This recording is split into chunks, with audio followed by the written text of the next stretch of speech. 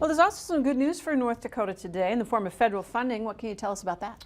Yeah, well, today Senator John Hoeven announced that nearly $6 million has been awarded to repair North Dakota roads damaged by flooding. Hoeven serves on the Transportation Appropriations Committee in the Senate and said the Federal Highway Administration is who is giving these grants to our state. He says the grants will help repair widespread damage to culverts and roadway erosion on state and county roads from flooding due to rain and snow. Now, Hoeven said in a statement, quote, "This almost $6 million in funding will support much needed repairs for state and county roads in North Dakota that have been damaged by flooding and erosion. It's imperative that North Dakotans are able to travel safely throughout our state."